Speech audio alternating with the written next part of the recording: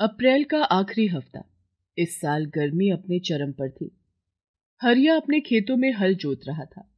प्यास से उसका गला हलक तक सूखा हुआ था। तभी खेत में काम करने वाला दूसरा मजदूर हरिया के पास आता है। अरे हरिया, क्या तेरे पास पानी होगा? बड़ी प्यास लगी है रे। पानी तो है पर इतनी गर्मी में उबल रहा है, हलक से नीचे ना उतारा जाएगा। जैसा भी है दे दे भैया। ऐसा लग रहा है जैसे प्राण निकल जाएंगे।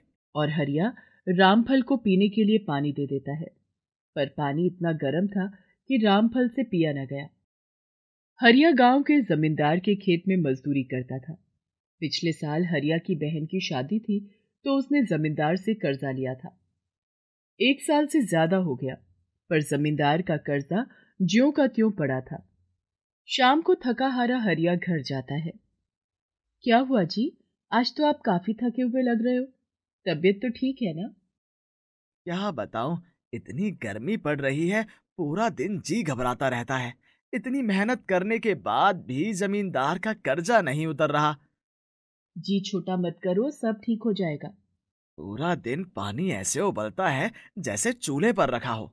हार तोड़ मेहनत करने के बाद भी जमींदार को लगता है कि हम कुछ नहीं करते।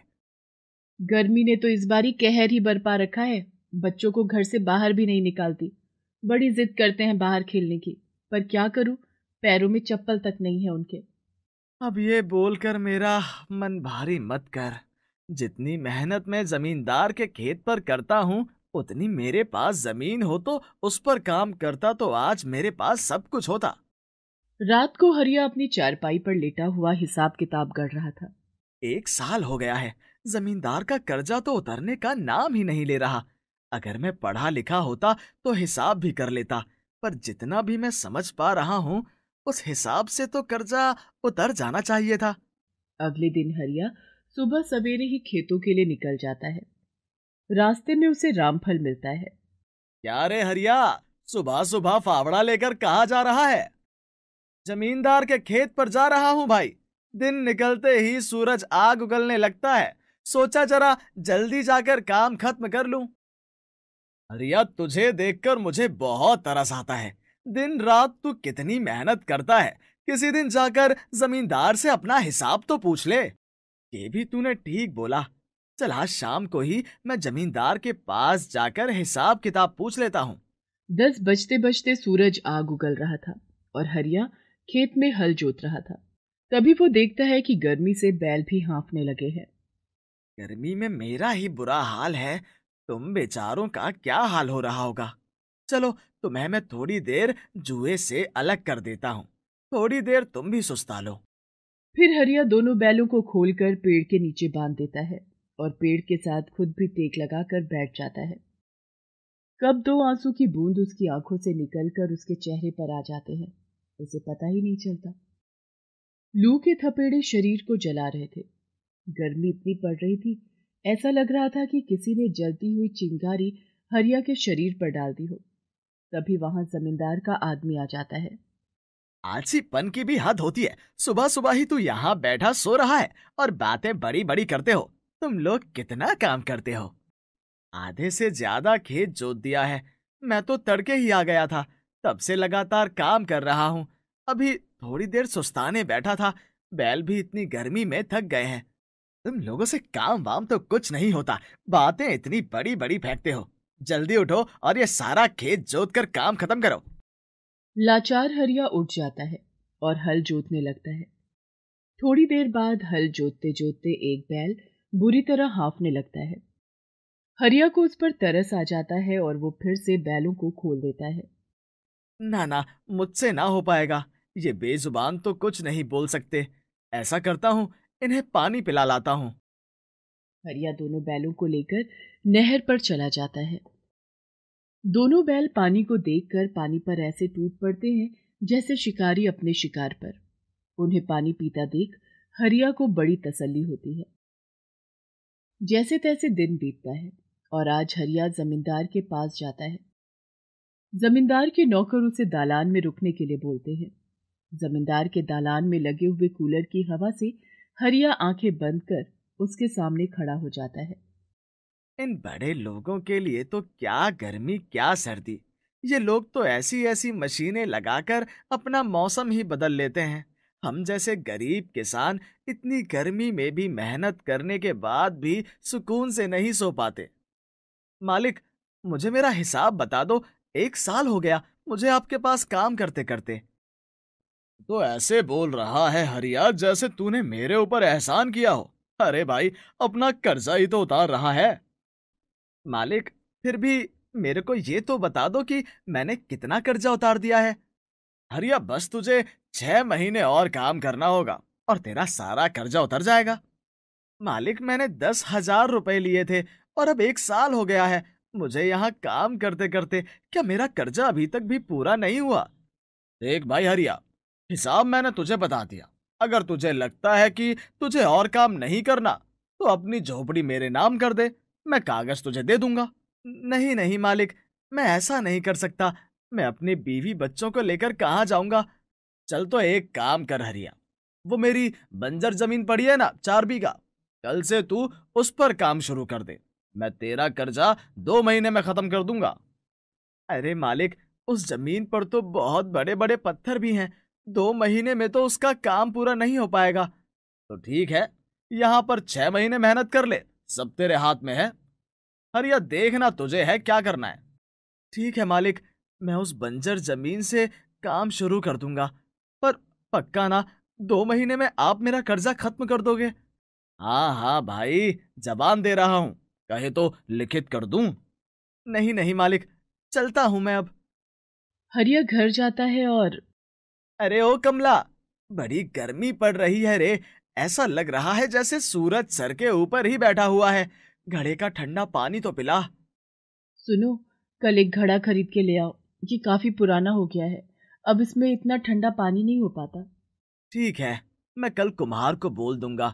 और सुन, कल से मैं जमींदार की बंजर जमीन पर काम करूंगा तो वो मेरा कर्जा 2 महीने में माफ कर देगा।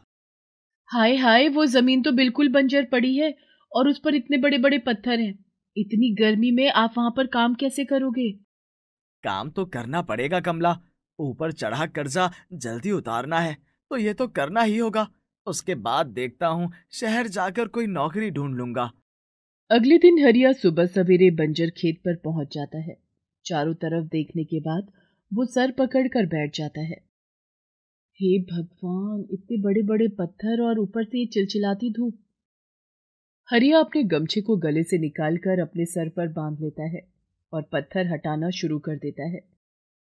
पत्थर गर्मी की वजह से अंगारों जैसे तप रहे थे। हरिया अपने हाथों से पत्थर को उठा उठाकर साइड करने लगता है। हरिया के हाथ बुरी तरह जल जाते हैं। तब हरिया अपने सर पर गमछा उतारकर अपने हाथों पर बांध लेता है और फिर पत्थर हटाने लग जाता है। इस बंजर जमीन को मैं बिल्कुल साफ कर दूंगा।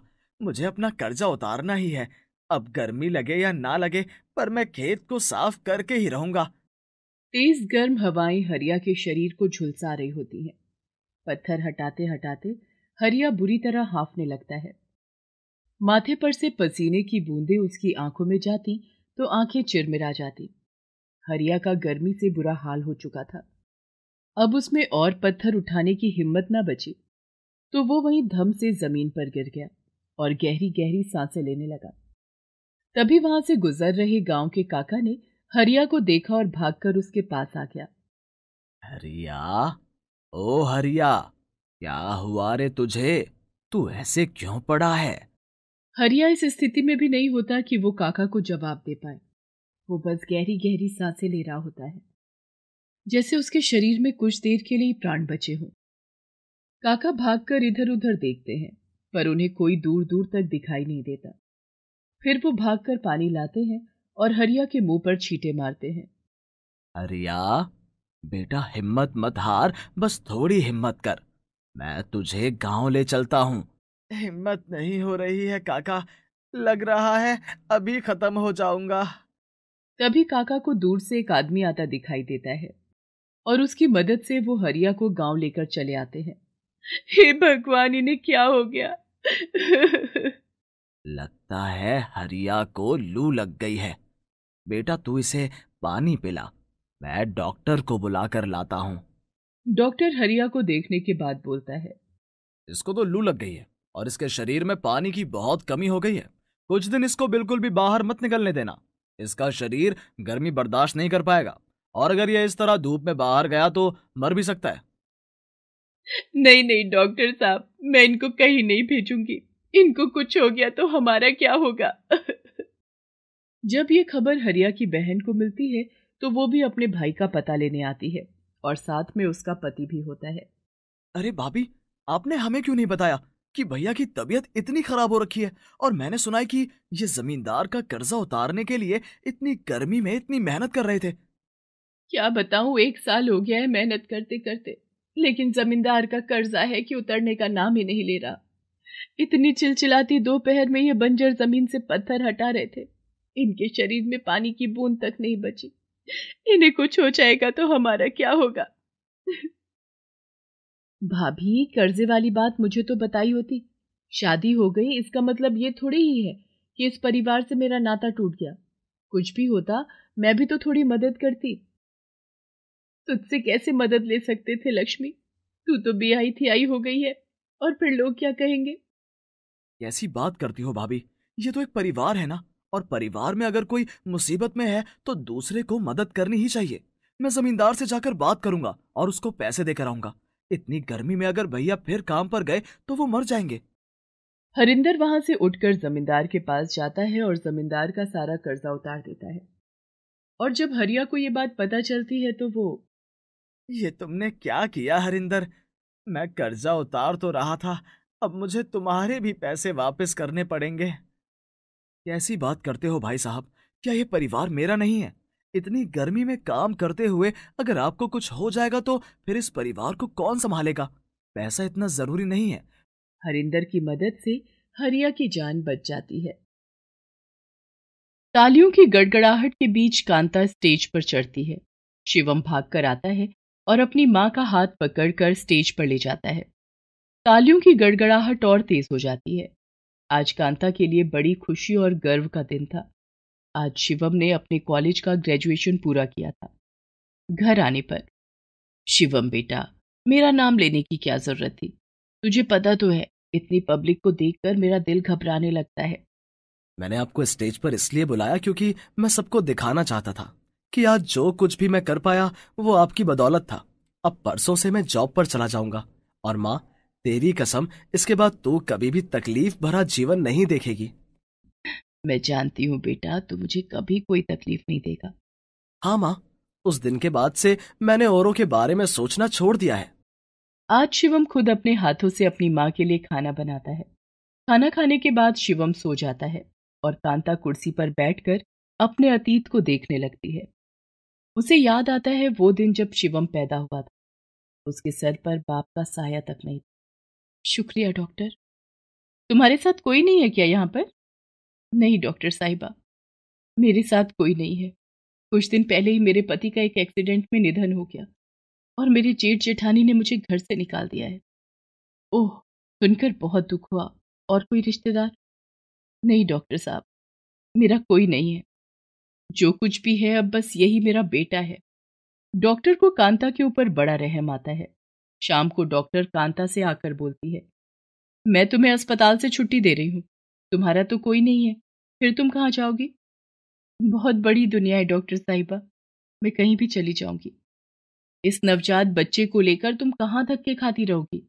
मैं सीनियर डॉक्टर से बात करके तुम्हें यही काम दिलवा देती हूँ। तुम हॉस्पिटल की कैंटीन में खाना बनवाने में मदद करवा सकती हो। ये तो आपका मेरे ऊपर बहुत बड़ा एहसान होगा। डॉक्टर कांता की बात स्टाफ में करवा देती है। उसके बाद कांता अपने बेटे को लेकर एक छोटी सी झुग्गी बस्ती में जाती है और अपने गले की चेन बेचकर वो झोपड़ी का किराया और अपने बच्चे के लिए सामान लेती है। ये इकलौती चेन उसके पिताजी की दी हुई आखिरी निशानी थी। कांता अपने बेटे को लेकर हॉस्पिटल के कैंटीन में खाना बनवाने और सफाई के काम करवाती। जब शिवम भूख से बिलबिला रहा होता तो वो भागकर उसके पास आती और दूध पिलाकर वापस काम में लग जाती। देखते ही देखते 2 साल हो गए। एक दिन शिवम बाहर बच्चों के साथ खेल रहा था और कांता घर के कामों में लगी हुई थी। तभी अचानक कहीं से गुस्साया हुआ सांड आता है और बाहर शोर शराबा मच जाता है। छोटा शिवम वहीं खड़ा हुआ उस सांड को देख रहा होता है। शोर सुनकर कांता बाहर आती है तो वो देखती है कि सांड शिवम की तरफ ही आ रहा है। कांता भागकर शिवम को हटाती है। इतने में ही सांड कांता को टक्कर मार देता है और उसके एक हाथ पर अपना पैर रखकर खड़ा हो जाता है। बस्ती के कुछ लोग उस सांड के ऊपर पानी डालकर उसे भगाते हैं और घायल कांता को डॉक्टर के पास ले जाते हैं। इनके साथ ये बहुत बुरा हादसा हुआ है, अब ये हाथ इनका काम नहीं कर पाएगा। ये सुनकर कांता तेज तेज रोने लगती है। अब उसे अपना भविष्य बिल्कुल अंधकार में लग रहा था। कुछ दिन बस्ती वाले उसका बड़ा साथ देते हैं, पर आखिर में करना तो खुद ही पड़ता है। कांता हॉस्पिटल अपने काम पर जाती है तो कांता, जब मुझे पता चला कि तेरे साथ इतना बड़ा हादसा हो गया, मुझे बड़ा दुख हुआ। पर बहन, तू तो जानती है कि यहाँ पर काम फटाफट करना होता है। अब मुझे नहीं लगता कि तुम इतनी तेजी से काम कर पाओगी। ऐसा मत कहो भैया, अगर मुझे काम नहीं मिलेगा तो मैं अपने बेटे को कैसे पालूंगी। मैं कुछ नहीं कर सकता कांता, मुझे तो काम पर तेज तर्रार लोग ही चाहिए। बस इतना कर सकता हूँ कि जितने भी तेरे पैसे आज तक बने हैं, इसके अलावा मैं तेरी थोड़ी और मदद कर सकता हूँ बस। कांता पैसे लेकर घर आ जाती है तो देखती है कि शिवम तेज बुखार में लेटा हुआ है। जिसके पास वो शिवम को छोड़कर गई थी वो बूढ़ी काकी बोलती है, पता नहीं खेलते खेलते अचानक शिवम बेहोश होकर गिर गया और इसे तेज बुखार हो गया है। मेरे बेटे को तो बहुत तेज बुखार है, अभी उसे डॉक्टर के पास ले जाना होगा। वो शिवम को डॉक्टर के पास लेकर जाती है। डॉक्टर दवाई देकर शिवम को भेज देता है। घर आकर कांता के सामने जो सबसे बड़ी समस्या खड़ी होती है वो होती है कि अब उसकी रोजी रोटी कैसे चलेगी। तब वो सब्जी बेचने का फैसला करती है और मिले हुए पैसों से एक रेहड़ी खरीदती है और उसमें सब्जियां डालकर शिवम को उसी रेहड़ी पर बिठाकर वो दूर दूर मोहल्लों में सब्जी बेचने निकल जाती। एक हाथ से रेहड़ी को धकेलना और सब्जी बेचना बहुत मुश्किल काम था, लेकिन कांता पर अपने बेटे को अच्छी परवरिश देने का जुनून सवार था। वक्त बीतता है और शिवम 10वीं क्लास में आ जाता है। वो पढ़ाई में बहुत ही होनहार विद्यार्थी बनता है। स्कूल की तरफ से उसे स्कॉलरशिप मिलती है। पर जो एक बात अब शिवम के अंदर आ जाती है, वो अपने दोस्तों को अपनी माँ से मिलवाने में शर्म महसूस करता। यार, तेरी मम्मी आलू मटर बहुत ही टेस्टी बनाती है, किसी दिन मुझे अपने घर बुलाना, मैं गरम गरम आंटी के हाथों से खाना चाहता हूँ। अरे यार, तू जब भी खाना हो मुझे बता देना, मैं तेरे लिए बनवा कर ले आऊंगा। क्यों भाई, मैं तेरे घर आकर खाना नहीं खा सकता क्या? अरे यार, बस ऐसी ही। शिवम को अपने दोस्तों के सामने बड़ी शर्म लगती थी कि उसकी माँ का एक हाथ खराब था। एक दिन कांता एक मोहल्ले में सब्जी बेचने जाती है। वो अधिकतर इसी मोहल्ले में सब्जी बेचने आती थी। एक बड़े से घर से एक औरत बाहर निकलती है। आलू मटर बैंगन और टमाटर कैसे दिया? अभी वो रेट पूछ रही थी कि सामने से आता हुआ उसका बेटा अपनी माँ को देखकर रुक गया। वो लड़का शिवम के स्कूल की ड्रेस में था, जिसे देखकर कांता मुस्कुराने लगती है। अरे, आप तो मुस्कुराती हुई बहुत अच्छी लगती हो। फिर रोज क्यों नहीं मुस्कुराती? मैं कितने समय से आपसे सब्जी ले रही हूँ, आज मैंने पहली बार आपको इस तरह मुस्कुराते हुए देखा। बस ऐसे ही आपके बेटे को देखकर मुझे अपने बेटे की याद आ गई। मेरा बेटा भी इसी स्कूल में पढ़ता है। अच्छा आंटी, आपके बेटे का नाम क्या है और कौन सी क्लास में पढ़ता है? उसका नाम शिवम है और वो पढ़ाई में बहुत होशियार है। इस साल 11वीं में आ गया है। लड़का हैरान होकर बोलता है। अरे आंटी, वो तो मेरा दोस्त है। अच्छा, तो आप शिवम की मम्मी हैं? आप आलू मटर की सब्जी बहुत अच्छी बनाती हैं। हाँ बेटा, मैं ही शिवम की माँ हूँ और धन्यवाद तुम्हारा जो तुम्हें मेरे हाथ की बनी हुई सब्जी अच्छी लगी। अरे, आपके खाने की तारीफ तो मेरा बेटा बहुत करता है और इस हालत में भी आप इतनी मेहनत करती हो, ये देखकर तो मुझे आपके ऊपर गर्व हो रहा है। आंटी, फिर मैं किसी दिन आपके घर खाना खाने जरूर आऊंगा। हाँ हाँ बेटा, कभी भी जब आपका दिल करे तब आप आ जाना। औरत फिर कांता से बातें करने लगती है और उसकी तारीफ भी। कांता के बारे में जानकर उसे बड़ा दुख भी होता है। अगले दिन स्कूल में। कल मैं तुम्हारी मम्मी से मिला शिवम, बहुत अच्छी है आंटी। सच में उनसे मिलकर तो मुझे बहुत ही अच्छा लगा। मजाक क्यों कर रहा है? मेरी मम्मी से तू कहाँ मिला? अरे कल तुम्हारी मम्मी हमारे मोहल्ले में सब्जी बेचने आई थी और मेरी मम्मी को वो इतनी अच्छी तरह जानती है, बस मुझे स्कूल ड्रेस में देखकर तुम्हारे बारे में बात करने लगी। तभी मुझे पता चला कि वो तुम्हारी माँ है। अरे वो ऐसा है कि मेरी मम्मी। शिवम, मुझे तुमसे ऐसी उम्मीद नहीं थी। क्या तुम्हें आंटी को अपनी माँ कहते भी शर्म आ रही है? अरे तुम्हें तो उनके ऊपर गर्व होना चाहिए। वो कितनी मेहनत करती है तुम्हें इतने अच्छे स्कूल में पढ़ाने के लिए। ये सुनकर शिवम अपने घर चला जाता है और गुस्से में अपनी माँ से बोलता है, क्या जरूरत थी आपको मेरे स्कूल की ड्रेस देखकर उस लड़के को ये बोलने की कि आप मेरी माँ हो? कभी आओ मेरे स्कूल और देखो सबके माँ बाप कितने अच्छे दिखते हैं। अरे बेटा, मैं तो बस उस लड़के को देखकर मुस्कुराई थी, क्या उसने कुछ कहा है? आपको नहीं पता है आज मुझे कितनी शर्म महसूस हो रही है। एक तो आप सब्जी बेचती हो और ऊपर से अच्छी भी नहीं दिखती, और आप हर वक्त इस हाथों पर आटा लगाए रखती हो। ये ये आज तुम कैसी बातें कर रहे हो बेटा? वो लड़का और उसकी माँ तो मेरे से बहुत अच्छे से मिले थे, और उस लड़के ने तो मुझे बोला भी था कि वो खाना खाने घर आएगा।